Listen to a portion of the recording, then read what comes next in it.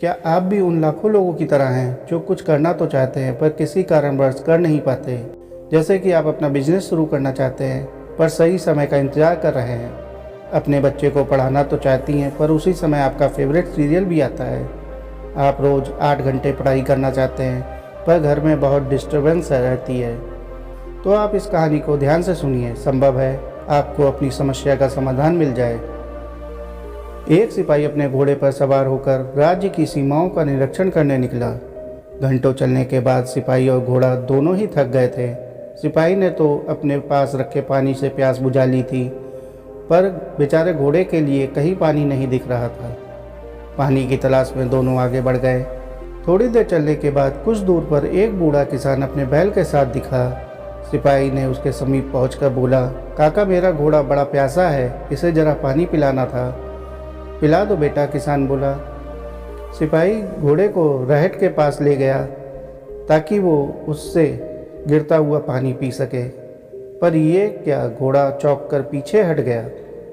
अरे ये पानी क्यों नहीं पी रहा? किसान ने आश्चर्य से पूछा। सिपाही कुछ देर सोचने के बाद बोला, काका रहट चलने से ठक ठक की जो आवाज़ आ रही है उससे यह चौंक कर पीछे हट गया। आप थोड़ी देर अपने बैल को रोक देते तो घोड़ा आराम से पानी पी लेता। किसान मुस्कुराया, बेटा ये ठक ठक तो चलती रहेगी, अगर मैंने बैल को रोक दिया तो कुएं से पानी कैसे उठेगा? यदि घोड़े को पानी पीना है तो इसे ठक ठक के बीच ही अपनी प्यास बुझानी होगी। सिपाही को बात समझ आ गई। उसने फिर से घोड़े को पानी पिलाने का प्रयास किया।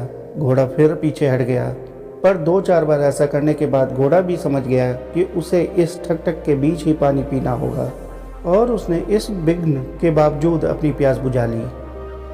दोस्तों, इस घोड़े की तरह ही यदि हमें अपनी इच्छित वस्तु पानी है तो जीवन में चल रही ठक ठक पर से ध्यान हटाना होगा। हमें सही समय के इंतजार में अपने प्लान्स को टालना छोड़ना होगा। बहानों के पीछे छुपकर जरूरी काम से मुंह मोड़ना छोड़ना होगा। हमें ये कंडीशन लगाना छोड़ना होगा कि हम आइडियल कंडीशन में ही काम करेंगे, क्योंकि ज़िंदगी में ठक ठक तो हमेशा ही चलती रहेगी। हमें तो इसी सिचुएशन में अपनी प्यास बुझानी होगी। दोस्तों, आपको यह मोटिवेशनल कहानी कैसी लगी कमेंट करके बताएं, और इसी प्रकार की कहानियों के लिए वीडियो को लाइक करें और चैनल को सब्सक्राइब कर लें।